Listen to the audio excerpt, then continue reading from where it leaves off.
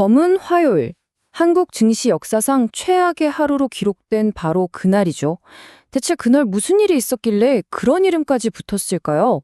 오늘 이 자료를 보면서 그 진실을 한번 파헤쳐 보겠습니다. 아니, 근데 정말 이상하지 않나요? 저 멀리 중동에서 일어난 군사 충돌이 어떻게 우리나라, 대한민국 주식시장에 직접적인 위기를 가져왔을까요? 바로 이 연결고리. 이게 오늘 우리가 파헤쳐볼 핵심입니다. 자, 모든 사건의 시작은 바로 여기였습니다. 미국하고 이란 사이의 군사적 긴장이 그야말로 최고조에 달했는데요. 그 파장이 전혀 예상치 못한 곳으로 튀기 시작한 거죠.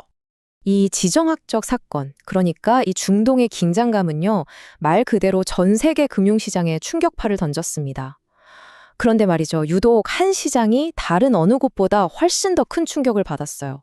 그게 바로 우리나라, 한국 시장이었습니다. 자, 그렇게 시작된 충격파가 드디어 한국 시장에 도착했습니다. 그 결과는요, 아주 즉각적이었고 또 파괴적이었습니다. 이게 바로 검은 화요일의 서막이었던 겁니다. 이날은 그냥 주식이 좀 떨어졌네 이런 수준이 아니었어요. 시장 전체가 말 그대로 공포에 질려버렸죠. 지금부터 보여드릴 이 데이터가 바로 그 증거입니다. 네, 바로 이 숫자, 마이너스 7.24%, 코스피 지수가요, 단 하루 만에 이렇게 폭락해버린 겁니다. 검은 화요일이라는 이름이 붙을만 하죠. 정말 충격적인 수치였습니다. 이 수치가 얼마나 엄청난 거냐면요. 이게 코스피 역사상 1일 포인트 하락으로는 역대 최대였습니다. 그러니까 그냥 좀 안 좋은 날이었네가 아니라 아예 기록을 새로 쓴 그런 날이었던 거죠. 이 충격은 시장 전체를 그냥 덮쳐버렸어요. 우리가 흔히 말하는 제일 안전하다는 주식들 있잖아요. 시장을 이끄는 삼성전자, SK하이닉스, 현대차 같은 이런 초대형 우량주들조차 예외는 아니었습니다. 패닉이 얼마나 광범위했는지 이걸 보면 딱 알 수 있죠. 자, 그럼 이제 진짜 궁금한 게 이거죠.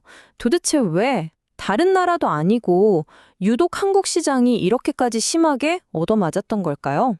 맞아요. 이게 진짜 이상한 지점인데 정작 분쟁의 당사자라고 할 수 있는 미국 증시는 거의 미동도 없었거든요. 근데 왜 코스피만 이렇게 폭락했을까요? 아마 다들 이게 제일 궁금하실 거예요.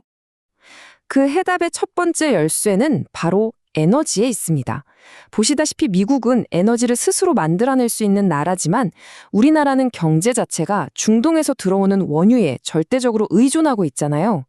이 구조적인 약점이 위기가 터지니까 그대로 드러나 버린 겁니다. 근데 이게 다가 아니에요. 또 다른 중요한 요인이 있었습니다. 바로 시장이 이미 너무 과열된 거 아니냐는 인식이 퍼져 있었다는 점이에요. 최근에 코스피가 워낙 많이 올랐기 때문에 투자자들은 슬슬 이익 실현, 그러니까 팔고 빠질 명분을 찾고 있었거든요. 그런데 바로 이 중동 분쟁이 그 완벽한 방아쇠 역할을 해준 셈이죠. 자, 그럼 이제 이 숫자들 뒤에 숨어 있는 사람들의 이야기를 한번 해볼까요? 과연 이 아수라장 속에서 투자자들은 각각 어떻게 움직였을까요? 5조 7,700억 원. 이게 무슨 돈이냐면요. 단 하루 동안 외국인 투자자들이 한국 시장에서 팔아치운 주식의 총액입니다. 이 엄청난 물량이 시장을 그대로 짓눌러 버린 거죠. 당시 자료에 이런 말이 나와요. 걱정되는 거는 외국인이 던진 거 개인이 또 다 받았거든요. 이 한마디가 상황을 정확히 보여주죠. 공포에 질려서 다 던지고 떠나는 외국인들과 그 물량을 전부 다 사들인 개인 투자자들의 모습이 극명하게 대비되는 겁니다. 이 차트를 보면 그 모습이 한눈에 들어옵니다. 외국인하고 기관은 공포에 질려서 주식을 막 던졌어요. 그런데 개인 투자자들은 이걸 오히려 싸게 살 기회다라고 생각하고 그 물량을 전부 다 받아낸 겁니다. 정말 완전히 다른 길을 간 거죠. 자, 이런 대혼란 속에서 모두가 똑같은 질문을 던졌습니다. 그래서 앞으로 어떻게 되는 건데? 전문가들의 분석은 여기서부터 완전히 갈리기 시작합니다. 우선 시장을 아주 비관적으로 보는 쪽의 근거는 이렇습니다.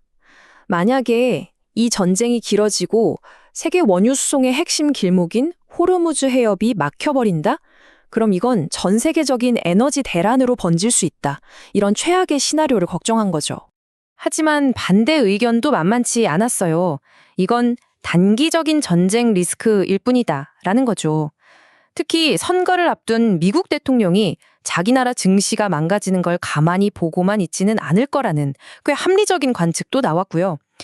그리고 애초에 이번 폭락이 진짜 공포 때문이라기보다는 그냥 이익 실현하려는 매물이 쏟아진 것뿐이라는 분석도 힘을 얻었습니다. 오늘 우리가 살펴본 내용의 핵심 결론입니다. 저 멀리 다른 나라에서 일어나는 분쟁, 이게 결코 남의 일이 아니었다는 거죠.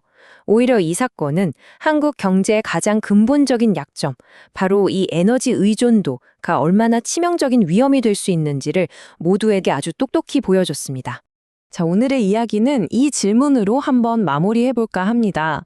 모두가 공포에 질렵할 때 오히려 사들였던 개인 투자자들, 그리고 그 반대편에 있던 외국인들, 이 모습을 보면서 이런 생각을 하게 됩니다.